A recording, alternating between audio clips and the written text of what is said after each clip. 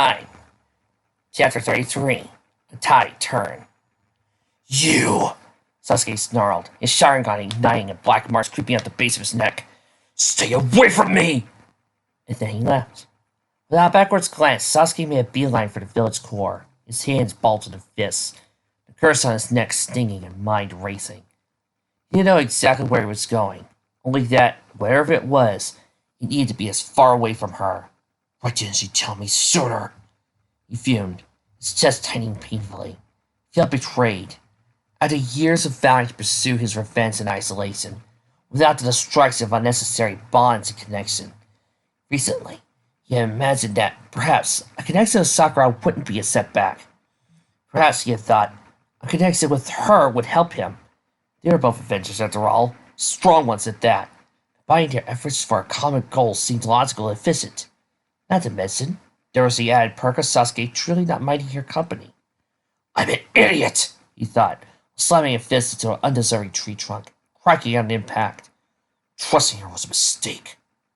Above all, Sasuke's pride had taken a blow. Felt like he was being ridiculed somehow. How dare she refer to the murder of his parents, his entire clan, the basis of his life goal as a ploy? He was just trying to silence the scream that haunted his nightmares, and do something to bring honor to his prestigious family name. Itachi told Sauske himself, on the night of the massacre, they hate him for his crimes. How could the village have anything to do with it? It felt like Sasuke's world was giving in on itself. It could be that his perspective of his family's legacy had been skewed all this time. Or could it? The sun had set by the time Sauske had gained his bearings. He wandered all the way through the heavy populated center of the village, near the Hokage Tower. Most passers-by were, like him, wearing all black, not having changed since Rock Lee's funeral that morning. This made it easy for him to spot the familiar face in an army green Jonin vest. Sasuke's initial instinct was to take cover and avoid the newcomer altogether, but a impulsive decision changed his mind. Now might be the opportunity I had been waiting for. Kakashi. Truth be told, Sasuke mapped out a map to the Land of Rivers several hours prior. He just didn't think he actually needed to follow through with the plan so abruptly. He was surprised that, so willingly, Kakashi agreed to accompany him straight away. There's a swordsmith in Takumi Village known for his skill at deciding weaponry, Sasuke said, his carefully researched excuses keeping his lips effortlessly. I want you to train me there. Kakashi paused for a moment, eyebrows raised with curiosity. Kai Sensei, and an uncoronated, probably drunk blonde woman, Sasuke now knew had been Tsunade Senju, went ahead so Kakashi could speak to his student privately. God, I hadn't probably been heard about Lee yet, Sasuke thought, stomach tingling uncomfortably. Just let me file my risk report and put in a word with the Hokage. So Kakashi said before dismissing Sasuke, turning towards the tower. With a surge of adrenaline, Sasuke went straight home to pack his training and traveling gear. And, exactly 30 minutes later, Kakashi met Konoha's front gates. The Land of Rivers was located on the southwestern border of Fire Country. It would only take about 3 days' travel. Even 2 if they moved quickly enough. Details Sasuke knew long before they departed. Confessed their plans of revenge in the cave during the second exam, Sasuke learned more valuable information than he bargained for. First, he really hoped to better understand his frustratingly interesting teammate's backstory. But once he started speaking about Akatsuki, particularly about Itachi being a part of it, Sasuke paid attention to every painstaking detail of her stories. There were Akatsuki hideouts planted across the nations, sounded like. The hideout Sakura knew most about, and shared most information on, was in the Land of Rivers. It was the first one Konoha discovered, she explained, hidden in the caverns to the north. I fought one of the Akatsuki there, actually, Sasori, who was a puppet master. Was? Sasuke repeated, while watching Sakura intently. Did you win? I did. She answered with a small smile that he wanted to appreciate closer. Sasuke couldn't help noticing the hollowness in her eyes. I have a feeling I'll need to go back there someday and finish him off. I don't think he's through with me. So Sasuke had, dutifully, taken it upon himself to research the place. Because, after all, he and Sakura would probably venture there in the future, either to take out Akatsuki members once the 2 of them were in Black Ops, Our military explorer gathered intel. He was planning to look into it more intensely when he had the chance. But in the meantime, in between the funeral and the third exam announcement, he made a quick stop at the library, where he studied his map and learned about the famous weapons shop. So why was Sasuke bent on going there now? He was no idiot. Sasuke was acutely aware that he was nowhere strong enough to kill his brother. But that wasn't what this was about. He just needed answers. Something grounding, something to appease his burning desire for a life goal. And if Tatsi's current whereabouts were connected to the land of rivers somehow, maybe he could learn more about him there. He left at dusk and arrived at their destination at great time. The forest on Konoha's outskirts began to thin further than they ventured, cliffs springing out of the ground, and in between them, rivers and waterfalls wound and splashed, leaving the air damp and fresh. Sasuke didn't mind traveling with Sensei. Like himself, Kakashi didn't talk much, required very little to keep occupied, and went great lengths to cut their travel time. And even though he would never admit it aloud, Sasuke felt safe in Kakashi's presence, as the man had become something of a mentor and father figure to him over the months they shared on Team 7. During their brief stops, Kakashi helped Sasuke advance to Chidori. He also examined Sakura's Fuja Honin seal, which he deemed strong enough to not require tampering. While Sasuke confided their tuning exam experiences, including Orochimaru's curse affliction, spreading the disease, leads death, and how Sakura had unlocked her seal, Kakashi definitely didn't ask many questions, but seemed gracious for Sasuke's disclosures. He stopped at Takadumi Village first, where Sasuke purchased a sword from the weapons shop. He had to admit that Kenjutsu always fascinated him, and so this detour served as the perfect opportunity. Next, he ventured north, trained in the sparsely populated parts of the land of rivers, away from Tanekakure, this country's hidden village. Sasuke kept his eyes peeled for any indication of something resembling a hideout, because he knew the Northern encounters weren't far. But for their first week of training, he didn't encounter a soul or anything suspicious at all. The week certainly wasn't wasted, though. It turned out Kakashi was quite well versed in Kenjutsu himself, after having studied their craft during his years as an Anbu. They sparred for long hours, alternating between the sword and defending from it with other weapons and nearby branches. As the days stretched on, the sword felt lighter and more comfortable in Sasuke's hand. He found that he picked up the skill naturally, so much so that he managed to combine it with ninjutsu. In between endurance, Kenjutsu, and lightning element training, Sasuke realized that, with just the right exercise chakra, tiny bolts of Chidori could be conducted along the blade. "You'll surprise me at this rate." Kakashi noticed with a gentle smile. His tone held no resentment. Rather, he seemed proud of his student's discovery. Sasuke couldn't help but feeling quite proud himself. In the coming days, as he explored his newfound abilities and pushed his body's limits through rigorous training, Sasuke entered something of a blissful state. In between training, he camped out in trees, hunted freshwater fish from the rivers, concealed their tracks, hiked through the mountains. Sasuke had never encountered an environment quite like this one before. The terrain, gearing, and wildlife were unfamiliar, so there were plenty of new survival tactics for him to learn as well. It wasn't until the second week of training for the third exam that things got particularly interesting for the Uchiha heir. Kakashi and Sasuke had been cooking 200 preserved fish for lunch among the jagged rocks at a mountain's base, partially concealed by the surrounding brush and trees, when he detected a chakra signature nearby. They changed to look in, wordlessly, staunched the fire, and hastily packed their things. There was no sense in engaging in unneeded combat here. Then the branches rustled behind them.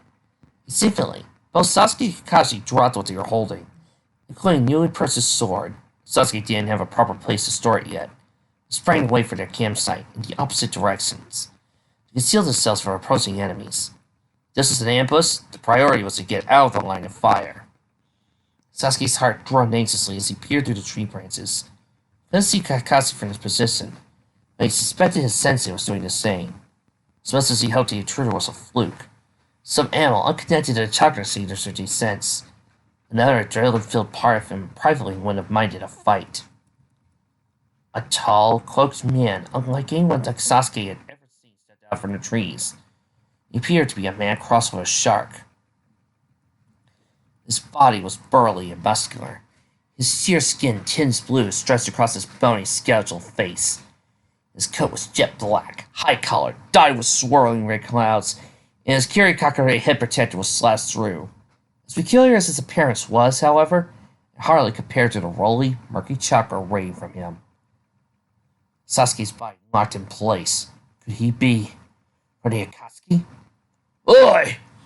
You better come have a look at this! The shark man called over his shoulder in an easy voice, revealing rows of pointed teeth. He kicked his side twigs Sasuke and Kakashi had used for kindling, and scanned the ground for slit pupils. What is it, Kisame? Replied another voice from somewhere deeper in the trees. Sasuke's felt constricted because it wasn't just any voice. Say for yourself, Kisame answered, pulling back his translucent guns into a toothy sneer. And then Itachi emerged. Wearing a black and red cloak identical to his counterpart, it was exactly the same as Sasuke remembered, with his long, dark hair secured to the nape of his neck, features striking up slightly, his eyes a piercing, Sharingan lit crimson. This time, there was a slash through the Konohagure head protector, but Sasuke assumed it was a cloak, indicating his Akatsuki allegiance. Before he knew what he was doing, with his legs feeling like jelly and stomach turning, Sasuke leapt down. He squared up to the newcomers, dismissing how Kakashi must be furious with him for this, and dipped a trembling hand into his weapon's pouch.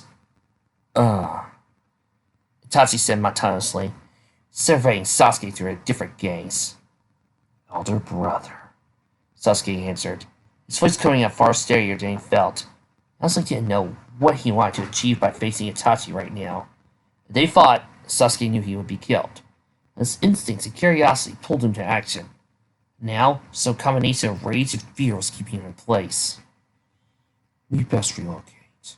Itachi drawled, turning away disinterestedly. Sasuke's own Sharingan was activated by the chakra pulsing through his temples and optic nerve. Stop, Itachi! He growled, voice instinctively rising. He had come all this way to be ignored and cast aside.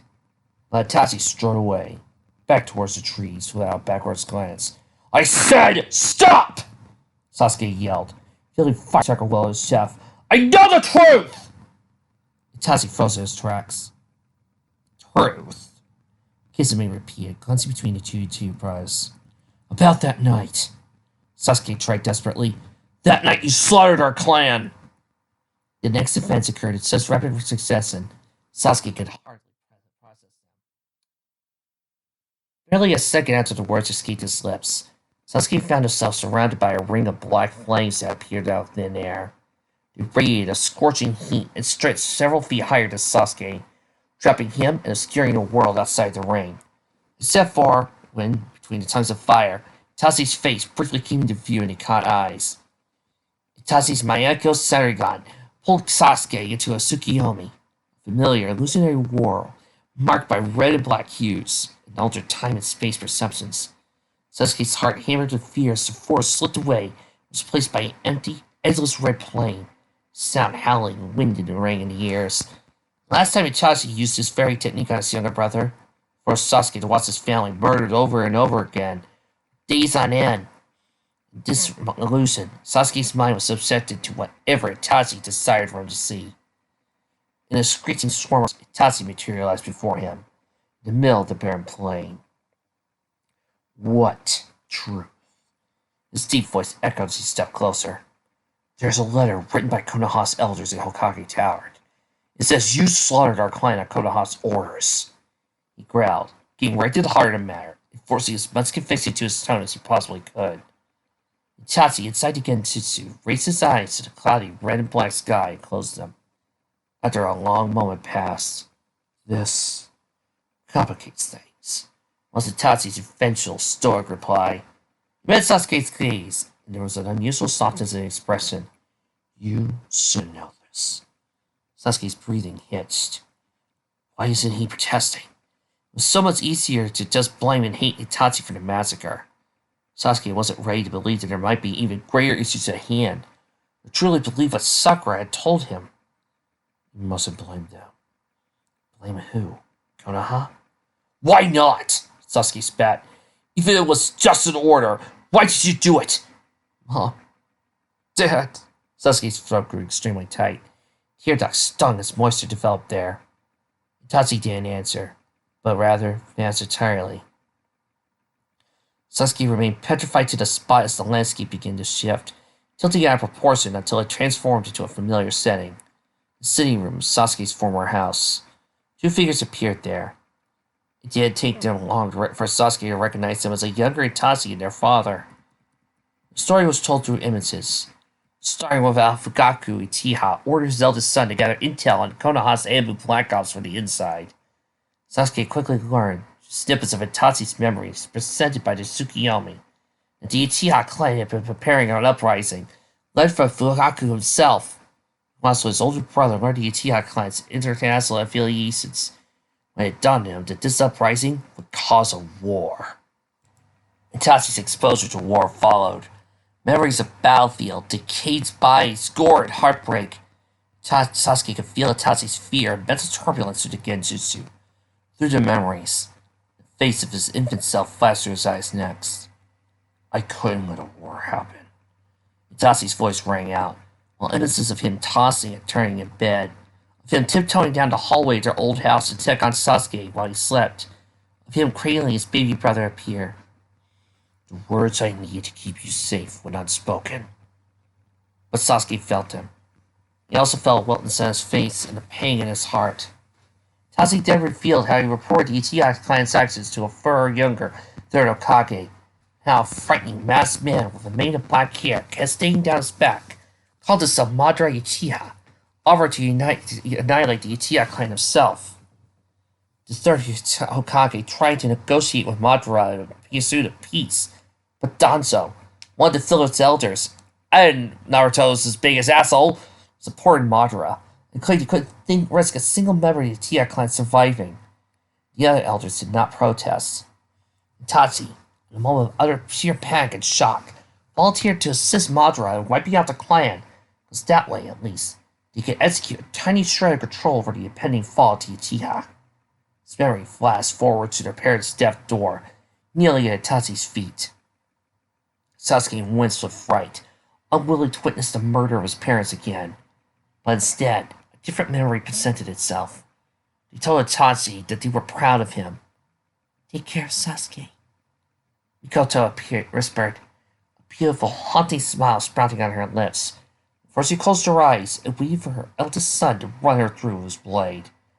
The Tsukiyomi pulled Sauske from the scene before their deaths occurred. Following with the fleeting image of Itachi reporting them missing succeeded to the third Hokage, of him leaving Konoha, of him slashing his leaf forehead protector with a kunai, finally, of him pulling in a Katsuki cloak and glancing over his shoulder to meet Sasuke's eyes. The memory disappeared. Sauske blinked, then Itachi was towering directly over him. After softly tapping Sasuke's forehead with two fingers, he said quietly, "This is my mission. You mustn't follow me." The genjutsu broke, and Sauske collapsed to his knees, breathing heavily, tears pooling in his eyes and streaming fiercely down his cheeks. The smell of forest and fresh water filled the unexpectedly cold air. Tiny rocks tore through Sasuke's knees as he landed on them. I hardly noticed. He was far too paralyzed by a painful, debilitating shock. Black flames of Itachi's Amaterasu subsided, leaving Sauske alone and trembling on the ground. He vaguely heard Kasame say, "What truth?" To which the real Itachi replied calmly, "The truth of why I spared my foolish brother's life that night, so he may grow in hate and one day become a worthy opponent." They then turned and left. Sauske blinked through the blurry, wiry eyes, and got a final glimpse of Itachi's billowing, dark cloak bursting into a flock of crows. You gotta ask yourself, whenever Itachi fought and hurt Sauske, just how much pain was Itachi going through? Just how much was he suffering through everything he ever saw? One of Sasuke's own memories from the night of the massacre surfaced.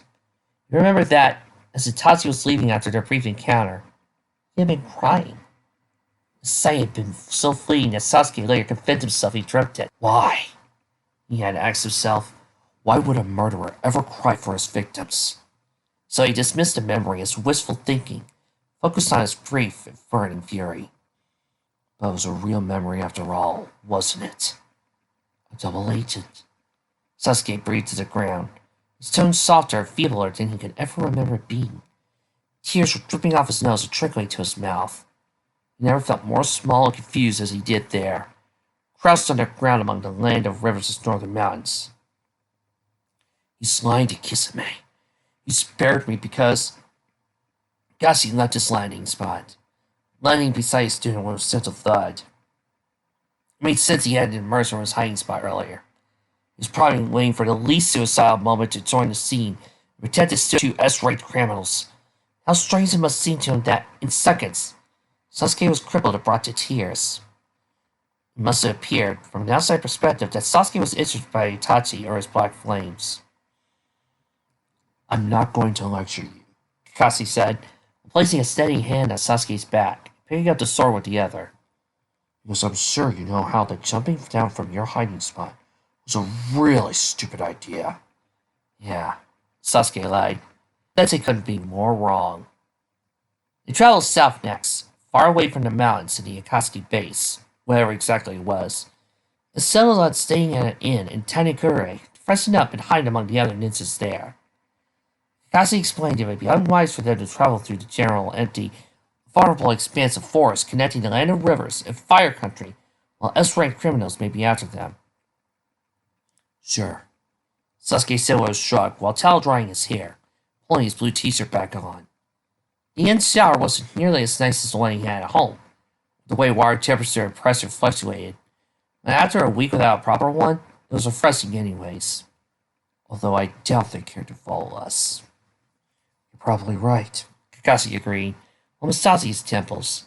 He would undoubtedly need a vacation after this trip, as he probably originally thought would serve as a relaxing break between missions. I'll have to tell Hokage about our train sighting Itachi, and I'm sure Itachi knows that, so there'll be a chance he'll try to prevent us from getting home. I guess, Sasuke answered, as he mindlessly nosing a tear on the sleeve of his shirt. Says Tang. Itachi was truthful in his revelations, was acting as a hidden protector of the village. It wasn't fair that the village hated him, but Itachi brought that onto himself, didn't he? He wanted to play the villain, to unify the villagers against him so they wouldn't turn on each other. The third Hokage was in on this the whole time. I'm taking a walk, Sasuke proclaimed, straightening up and motioning towards the door. Kakashi nodded. Don't stray too far, was all he said, probably understanding that Sasuke would need some privacy countering his rogue, criminal brother, before he paced over to the bathroom for his own shower. Tani was significantly smaller than Konoha, but his few streets were densely populated. Sasuke navigated through the throng of endlessly, bumping shoulders of strangers without care. What was he to make of this? He beloved his parents, and they didn't deserve to die. But he was honest with himself. He also loved his brother, trusted him. We mustn't blame them for this, Itachi had said. But if not Konoha, then who was to blame? This Madara fellow, who planned the scheme from the start? The village elders, for agreeing to it, deliberately failing to protect his family from the slaughter? So no matter how he spun it in his mind, he could no longer blame Itachi. His self-sacrificial, ever-protective elder brother who had never gained the positive recognition he deserved. So, not anyone or anywhere to clearly directly hurt his heart over his dead family. Instead, Sasuke blamed himself. This is an interesting thing to think about. Sasuke only truly got Poco when Toby began to manipulate him. Now that there's no Toby or anyone to try to direct his rage, Sasuke's got nothing. So where does he go from here? Blaming himself for failing to understand Itachi's plan sooner. Regrets that a coup d'etat had been burning right under his nose for the first 8 years of his life. For wasting his life chasing a misguided goal. For villainizing the person who probably loved him more than anyone in the world. It was a ploy. You were friends. The massacre, a ploy. Then there was guilt. Because Sakura was right and cared enough to tell him the truth in the first place. He only hated and pushed her away for it. If it weren't for her confession of what she had discovered in that letter in Hokage Tower, Sasuke might have continued leading an isolated, delusional path, wasted his life away following it. Sasuke pushed more aggressively through the crowd, through an alley, to the outskirts of the village, and emptied his stomach in the bushes. For 2 days following his encounter with Itachi, Sasuke couldn't bring himself to do anything. Not train, sleep, or even eat. He only picked out his food to keep Kakashi from nagging him about it. His forehead protective was left at his bedside untouched. Sasuke had always been a restless, light sleeper, because sometimes the nightmares were unbearable. And now there was an emptiness rooting in his core he never felt before. A purposeless, agitated unsettlement that completely and utterly consumed him. After his third shower since he arrived at Tani, Sasuke gazed at his own reflection in the shabby bathroom mirror. His dark, hollow eyes reflected exactly how he felt. What was the point? He thought. Those were the only coherent words his mind could string together. A sharp pounding on the door sounded. Hey. King Kakashi's voice. Let's go outside. And the door swung open and shut. It blinds. It's not to upset Sensei, so he pulled on his clothes and followed suit. It took several days for Kakashi to get Sasuke back on his feet. First, he let Sasuke do as he pleased. Hike through the forest alone, stare out at the winding rivers, and occasionally wade through them. Sleep outside in the shelter of the trees. All the while, Kakashi kept a close watch on him. He didn't pry or force his student to return to his training routine, which Sasuke, uncharacteristically, seemed to have no interest in. One early evening, while Sasuke was sitting high in the trees outside Tani and sucking in the crisp air with deep breaths, Kakashi fired a shuriken at him. Reflexively, Sasuke dodged it, was forced him to leave his shelter and landed clean below, facing his sensei. Without saying a thing, Kakashi advanced with his fist raised and aimed a punch at Sasuke's shoulder. Sasuke blocked it with his forearms. Then Kakashi set his other fist at his student's head. Sasuke caught his wrist. A taijutsu fight ensued. Sasuke found that with each punch and kick he threw, the less restless he felt. He allowed himself to be consumed by his body's movements. In a way, it became meditative for him. He trained in this manner for hours. Eventually, Kakashi pulled out Sasuke's new sword to practice with. Before they knew it, the hours stretched into days. Sasuke was reminded why he loved the ninja arts. It was his passion mixed with rhythm exercise, fighting routines he practiced over and over again. Very gradually broke the persistent loop Sasuke had been trapped in. This is another interesting thing to think about. This is just showing why Sasuke needed these bonds. One day, Kakashi dragged him out for lunch after their morning taijutsu and kenjutsu practice. For the first time since their encounter with Itachi and Kisame, Kakashi addressed the upcoming exam. You have an important fight to train for, Sasuke. Netsuya the Hyuga clan won't be your average opponent, he said. This is a chance for you to bring even more honor to your family name in front of high-ranking international delegates. Right. Get out there. Become a Chunin. Make our team proud, Kakashi added, smiling beneath his mask. But first, you gotta get stronger. Right. I need to achieve a Chunin rank if I'm ever to be an Anbu. Help Sakura with revenge. Yeah, Sasuke said, reaching for another mouthful of rice, his appetite spiking a little more. Days after, Sasuke made a quick stop at a local tailor on the way to training, with the intention of asking for a sleeve to be mended. But then a new idea occurred to him. I need somewhere to keep my sword, he muttered, pausing his tracks.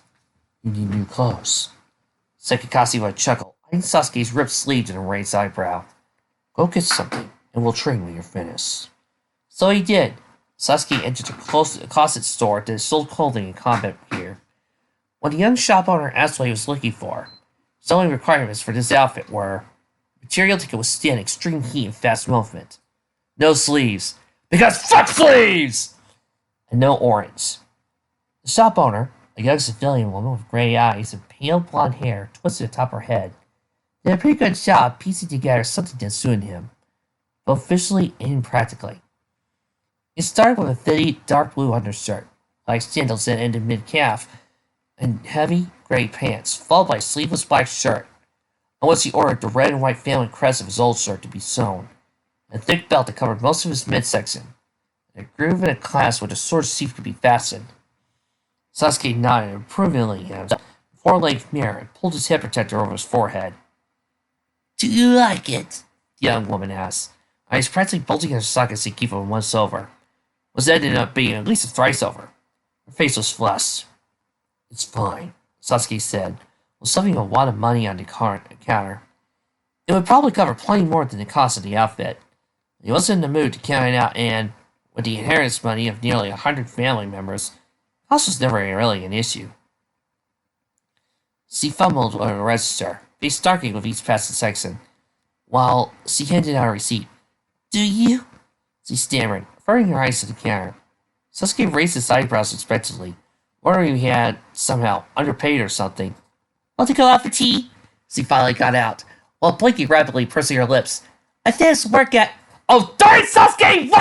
Why do you keep grabbing the girls?" "No."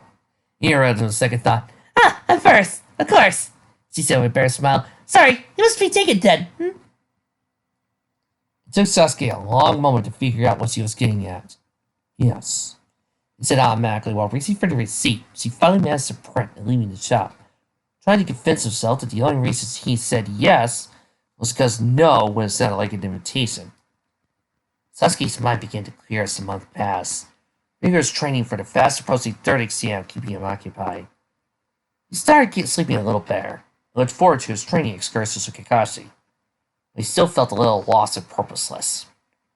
He was now keenly aware there were much bigger issues at stake than advancing to tuning. He'd probably always be haunted by trauma from the massacre he witnessed as a child. But now, at least, he understood there was more going on behind the scenes than he previously imagined. Now, until he determined exactly how he was going to act upon this new knowledge, whether redemption still needed to be sought, and if so, against whom, that's not to his promise to Sakura. His promise of building his strength, defending the village for one day, to aid her in her own quest for vengeance. There was still a thrill in that for him. His guilt did not waver over the days, now that he had time to reflect properly. Sauske realized he was a humongous hypocrite. During his last encounter with Sakura, when he walked the path to the training grounds, he intended to tell her to give up saving her ex-boyfriend, which she still loved apparently, because evidently she could do much better. Part of him hoped that giving up would allow her to turn her affection elsewhere. He didn't want to stop her from killing the enemies on her hit list, but he did want her to find a new purpose for doing so. He was tired of watching Sakura's inner demons drive her mad. But then, when Sakura replied to his revenge was futile, he lost it at her, because he was unable to quiet his own demons. Now she probably resented him for it. He suspected it hadn't been easy for her to build the nerve to tell him about the latter, but she'd done it anyways. Instead of thanking Sakura, Sauske pushed her away and left her. Needless to say, he was dreading their reunion at the exam. By the last week in the Land of Rivers, Sauke's zeal and excitement for the exam had grown, especially after he learned to throw a suspended Chidori in the air. His sword was starting to feel like a natural extension of his arm, and Kakashi seemed extremely pleased at his student's development over the month.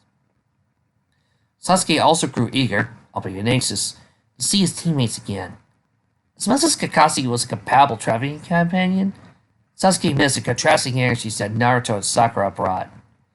He insisted on making another stop at Takumi Village on the way back to Konoha. He needed to make amends with Sakura somehow. He remembered how happy she had been the last time he got her something. The beakers, test tubes he purchased before their mission to the Land of Waves. She always complained about her dwindling collection of weapons, and borrowed his while they trained together. So he figured they would appreciate some new ones. Sauske slipped his weapon shop discreetly, claiming he had a quick errand to run. When he came out, with Sakura's gift tucked away in his own weapon pouch, Kakashi said, "She's not the flower type, huh?" Sauske released a sigh at contact. "Hey, Kakashi-sama, you wouldn't happen to be thinking of Rin, would ya?" They planned to arrive at Konoha on the day of the third exam. Thanks to Kakashi's classic tardiness, he showed up late. But Sauske didn't mind, because he reached the competitor's platform just in time for Naruto's fight. The brimming atmosphere of the arena was toxic. So in the seconds of being there, Sasuke's adrenaline was running high. Seeing that Hinata Hyuga had won her fight, not anticipated outcome, and as soon as Sauske and Kakashi began climbing the stairs to join the others on the raised platform, the audience roused hysterically.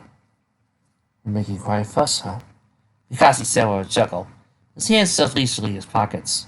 "Now, let's find your teammates."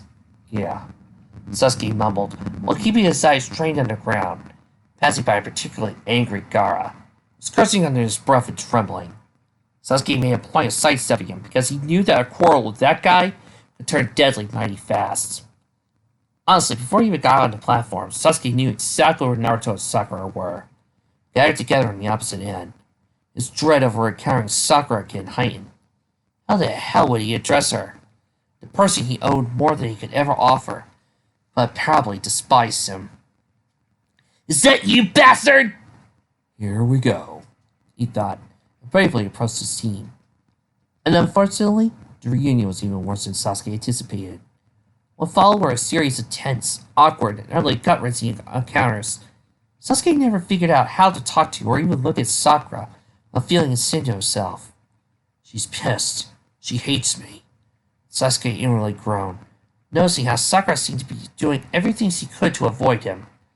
She had a good reason to be on edge, he figured. But she had a challenging match ahead, too. But that didn't make their small talk any less bearable.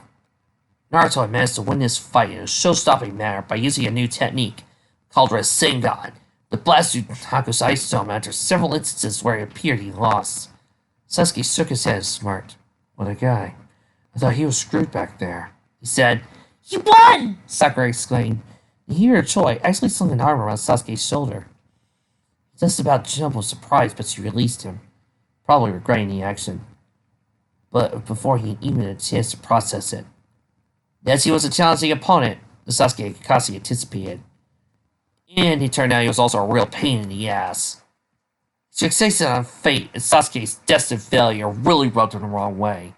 Especially now that Sasuke had learned firsthand that his reaching a tower was Itachi, and one's life's course was subject to change as they sought knowledge in the right place. So he became determined to beat the shit out of the guy as best as he could. There was a brief moment where Neji nearly won by targeting Sasuke's chakra points with his 8 Trigon 64 palms technique. However, with the help of his Sharingan, Sasuke managed to evade the first 16 rapid blows by shifting his weight just enough for Neji's strikes to miss their targets by mere millimeters.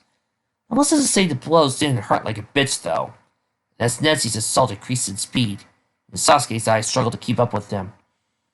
He was forced to desperately blast his opponent away by projecting Chidori from his entire body. Sasuke won the fight by sending an aerial Chidori at Neji's blind spot through his side, which he now with a slow pride undoubtedly wooed the audience. Despite the repercussions of chakra depletion, Sasuke stumbled over to Neji while the crowd celebrated his victory. Crowds beside his fallen opponent. You underestimate yourself, you know, Sasuke muttered. Neji stared up at him through unblinking eyes. His long, dark hair splayed around him and on the concrete ground. This obsession with fate, or whatever, is holding him back. You don't, Neji stammered with a growl. But he didn't manage to finish his sentence because he winced with pain and gripped his side. It was quite a gasp Sasuke made there. I recently cut the set path bullshit out of my life. Look at where I am now. Towering over you. Sasuke continued, not entirely sure what was driving him to speak to Neji Hyuga at all. Hayate was approaching, flanked by a member of medical personnel. Nice speech. Neji sneered sarcastically, was surveying Sasuke with a cold glare. Sasuke ignored the comment and extended a hand to Neji. If you did the same, maybe the outcome will be different next time we fight. Neji shook his head in disbelief, but, after a long pause, grasped Sasuke's hand, allowing his opponent to pull him upright. I'll hold you to that last bit, Uchiha, he mumbled when he was back on his feet. Sasuke met Neji's gaze and smirked. Next, the two of them were examined by medics. Sasuke, who had fewer casualties, only some bruises, muscled brains, and low chakra levels, was dismissed first. Sakura Haruno, Kabuto Yukasi, please make your way down to the 5th match. Ayate called out in the direction of the platform, placed the amplifier for all to hear. Shit, I better hurry, Sasuke thought while increasing his pace in the tunnel, slowed by a light limp. There was no way in hell he would miss a second of this next fight. Sakura was breathtaking to watch in combat, and it was true she had been training with the legendary Sannin, Tsunade herself. This match would be sure to be a thrill. He maneuvered through the tunnel as quickly as his tired legs could carry him. He nearly ran straight to Sakura at the top of the stairs. Sasuke's throat dried. Sakura certainly looked ready for the spotlight. The way her fair skin and green eyes radiated with an energized glow. Not a hair on her head was out of place. Her red dress was in pristine condition. For the briefest moment, Worf crossed her features at the sight of him. But her face hardened over. "Good job," she said while offering a curt nod and weak smile. The words "good luck" tumbled out of Sausko's mouth automatically, in a tone that mirrored hers. As he passed by without a backwards glance. Sausko's eyes prickled uncomfortably as he watched her descend, disappear through the tunnel she just emerged from. On his way over to rejoin Kakashi and Naruto, Sauske received several murmurs of praise and short rounds of applause from various clusters of spectators. When he arrived at his destination, he got two firm claps on the back. "Gotta admit, but that was cool," Naruto said while failing to suppress his grin. "Executed perfectly," Kakashi said fondly, reference to Sasuke's manipulation of Chidori. "Thanks," he said with a small smile, and turning his attention to the arena. Sakura was now exchanging words with Hayate and her soon-to-be opponent. There was a prominent scowl etched on her face. "Who's that she's fighting again?" "I don't know," Naruto said while leaning forward and squinting at Kabuto. That would help him figure out who was better. "He's from Konoha, it appears," Sasuke added quietly. "Must be pretty good if you made it this far." He honestly couldn't remember the guy's preliminary fight or ever encountering him before then in general. There was something about his chakra signature that was off-putting. The fight commenced immediately, and as expected, Sakura put on a magnificent show. Her taijutsu maneuvers of brute strength seemed to increase significantly over the month. Not even a minute into the fight, and demolished the arena floor with ease by driving her heeled sandal to it. "I'm not sure who's my favorite anymore. Sakura, or that blonde chick in the sand?" Sasuke overheard Kiba say from a short distance away along the platform. Many of the audience members who overheard him chimed in with their votes. And Sasuke was no idiot. He knew they weren't only comparing Sakura to Mari's abilities. He gripped onto the metal rail, clenched his jaw, and ignored the rest of it. Around the time when Kabuto produced a water release technique, Neji was now past enough to walk, several past where Team 7 was watching from. He paused to look out for the fight for a minute or two, including when Sakura managed to bend the trajectory of Kabuto's water release technique away from her simply by raising her arms. Collective ooze swept across the stadium. "I didn't know she could do that!" Naruto gasped, his jaw hanging open. "Honestly, neither did I," Kakashi said while folding his arms. "That girl is something, all right." "She's good, Uchiha," Neji muttered, briefly glancing at Sasuke, but turning away to rejoin his team. "Of course she's good," Sasuke silently agreed, feeling a tiny rush of pride. "She's my training partner." Seeing the thought tumbled to a halt. Or maybe it was. Of course, the fight, along with the arena's general ambience, turned serious when Sakura was caught in a Genjutsu. Sasuke recognized the Genjutsu straight away because Sakura's motions grew sloppier and more frantic. Some audience members didn't, as indicated by how they shouted with surprise at Sakura's abrupt change in caliber. "He's smart," Sasuke admitted with a frown as Kabuto used a series of water-style techniques to prevent Sakura from freeing herself from his spell. Her expression became increasingly distressed as the seconds ticked on. Eventually, she appeared to reach her limit and turned to face an enormous, advancing water beam. But instead of rejecting it as she did previously, Sakura slammed her gloved hands to the ground and produced an earth-style barrier, which blocked the water's path. The crowd roared excitedly, forward by a brilliant last-minute counterattack. Both blocked the water and created an opening to free her mind from whatever illusion she was trapped in. "Nice one, Sakura-chan!" Naruto yelled while drawing his fist back in preparation to punch in the air. "You!" But silence in mid-sentence because, in the blink of an eye, Sakura punched Kabuto clear through the wall she had conjured. Such tremendous force that his body limply flung through the air, ricocheted out the arena wall with a crack. She followed like a determined hunting animal, got on top of Kabuto and began throttling him. Anxious murmuring and cries followed as Sakura threw one ruthless punch after another, blooding in Kabuto's face, shattering his glasses and probably breaking his nose. "Sakura!" Sasuke called instinctively, heart hammering his chin to grip on a rail like vice. What did he do to her? What got her like this? But there was no way Sakura could have heard him over the audience's commotion. She appeared to be speaking with Kabuto, who, now Sasuke's attention was zoned in on, looked smug. "Shut up!" came Sakura's high-pitched screech, loud and clear over the noise. This would like be invisible. But she never managed to go through with it, because Kabuto pushed her back and plunged a chakra enhanced hand through her gut, immersed out of her lower back in a spatter of blood. Before Sasuke had a chance to fully comprehend what he was, he was forcefully pulled backwards and shoved into the wall behind him. His first impulse was to resist, realized his restrainer was Kakashi. For the briefest moment he was frozen, while his brain tried to piece the scenario together. Then, with fierce pain and disbelief, the image of Sakura being impaled flashed across his mind. No longer mattered who or what was blocking his path. Sasuke struggled against his sensei's hold, while his curse burned and his Sharingan ignited. "Get the fuck out of my way!" He spat as the burning spread along his neck, his thoughts clouded by a primal need to hurt. He was distantly aware that the spectators were on their feet screaming. Naruto was being pinned to the wall by Guy. Kakashi didn't weaken his grip, however, so it took a number of excruciating long seconds for Sasuke to finally push away a proper view in the arena, although his sensei still had a firm hold on his arms. When Sasuke glimpsed her again, Sakura was emitting a scream of her own. It was throaty, gurgling through the blood freely spewing from her mouth. When Sasuke had the chakra for it, he would have blasted Chidori from his entire body right then and there. Instead, he looked on helplessly, his chest so tight it ached. It took him to pull the blood at her feet, the shredded remains of her dress dangling from her shoulders. In the dark, holding her abdomen, where Kabuto had just withdrawn his hand. "Fuck! No! No!" He was on the verge of exploding under the pressure of brimming rage and agony. But then his attention was pulled elsewhere.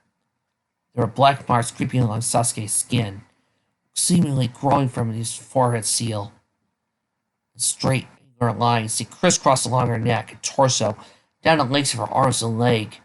Her chakra was rolling wildly, in a way that was very much alive. The other thing he noticed was the way she was gripping into Kabuto's head. Her gloves laced through the air at his temples and glowing with green chakra. She screamed again, but this time Sasuke realized it wasn't really a scream, but a battle cry. He couldn't breathe, nor could anyone else in the vicinity, it seemed. The fight wasn't over. Sakura raised her seeking hands so they were hovering up over Kabuto's temples. Then a dribble of pink-tinged liquid spilled from his nose. Kabuto's eyes widened with panic as he motioned to scramble away from her. But it was too late. Suddenly, to everyone's heart, the pinkish water was streaming from his nose, ears, eyes, and mouth, all the while Sakura clawed her chakra-laden hands in a circular motion, as if she was dragging the liquid out of him. Sasuke felt like he was about to puke but couldn't pull his eyes away. "What is that?" someone screamed, followed by a affirmative of frenzied cries. Sasuke, whose neck pain was fading, mind was sharpening, had an inkling he knew. As many audience members he had just learned, Sakura was a water type. She was also a medical elite, who certainly wouldn't have trouble pinpointing the exact areas where large quantities of water were located in the human body. In this case, Kabuto's head. Kabuto was cursing and streaming through blood-stained water gushing from his face. He raised his arms towards his head, probably attempted to counterattack and pull the water back into his brain arteries, or whatever exactly she extracted from. In a long, messy struggle, he has to get back on his feet and stumble a few steps. Finally free for Sakura's lethal jutsu, she brought her chakra-enhanced hands to her abdomen and held her ground. Miraculously, the hole in her gut appeared to be closing. Sasuke's head was spinning. The stadium was completely silent when Kabuto swayed on the spot and collapsed to the ground, head first into puddles of blood and water. Eyes rolled back into his skull. Ate was having a condition fit from his persistence nearby, practically plastered into the arena wall. I stammered. I started between Sakura and her fallen opponent anxiously. "I declare Sakura Haruno the winner of this match!" He sounded very pleased that the fight was over. The crowd erupted. There was a mixture of elation and relief, and the tiniest trace of fear in their cries. Was Kabuto dead? Was a thought likely many on the spectators' minds. When it was not on Sasuke's, he was hardly thinking at all now that he released his arms, nothing keeping him from scaling the railing and leaping down to the arena. Shock rocketed up his ankles when Sasuke landed, as he did brace him properly with chakra.